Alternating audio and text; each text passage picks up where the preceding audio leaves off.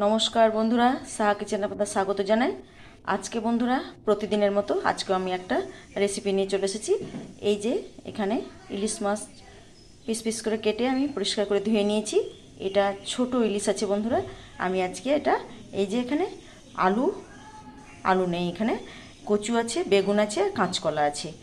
আমি এটা দিয়ে আজকে ভেজে ঝোল করে দেখাবো, একদম নতুন ধরনের করে দেখাবো। এই যে এখানে লবণ, তেল, ফোড়ন, এখানে কালো জিরে, এই যে এই পরিমাণ কালো জিরে আছে। কালো জিরে বাটা দিয়ে আজকে আমি মাছটা সম্পূর্ণভাবে করে দেখাবো।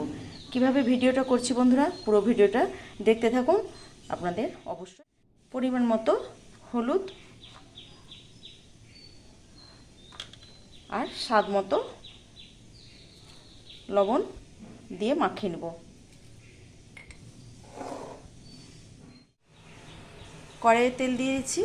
তেলটা ভালো হয়ে গরম হয়ে গেলে আমি সব মাছগুলো ভেজে নেব।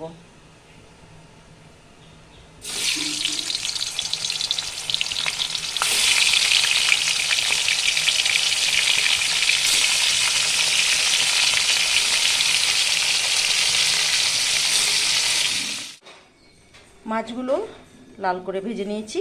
এবার আমি তেলের উপরে ফোড়নগুলো দিয়ে সবজিগুলো ভেজে নেব।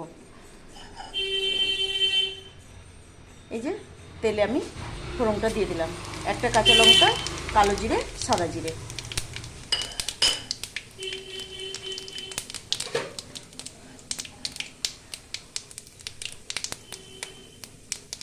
ফোড়নটা লাল হয়ে গেছে, এবার আমি কচুটা প্রথমে দিয়ে দেবো। কচুটা বন্ধুরা তেলে দিয়ে দিয়েছি। কচুটা একটু লাল করে ভাজা হলে আমি পরের সবজিগুলো দিয়ে দেবো, যেমন বেগুন আর কাঁচা কলা। এখানে আমি 5টা কাঁচা লঙ্কা চিড়ে দিয়ে দিলাম। এবার কচুটা নাড়াচাড়া করে ভেজে নেব।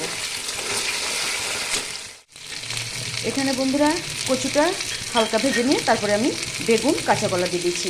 এবার আমি স্বাদ মতো লবণ, হলুদ দিয়ে দেবো।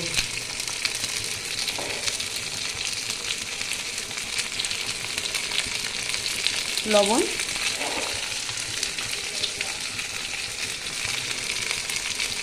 হলুদ, এবার সবজিটা ভালো করে ভেজে নেব।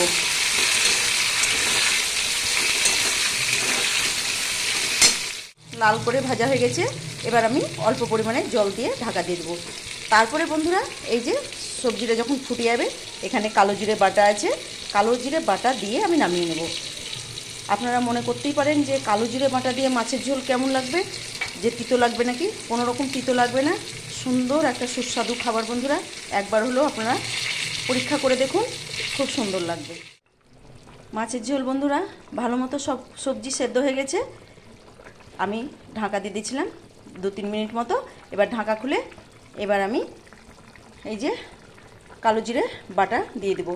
সত্যি বন্ধুরা কালো জিরে বাটা দিয়ে খুব অপূর্ব একটা মাছের ঝোলের রেসিপি। একটু ফুটলে মাছগুলো আমি ভেজে রাখা মাছগুলো দিয়ে দেবো। খুব সুন্দর খেতে।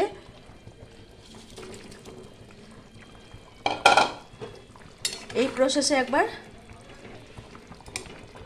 মাছ রান্না করে দেখুন, খুব ভালো লাগবে। যদি ভালো লাগে বন্ধুরা লাইক, কমেন্ট, শেয়ার করে আমার পাশে থাকবেন।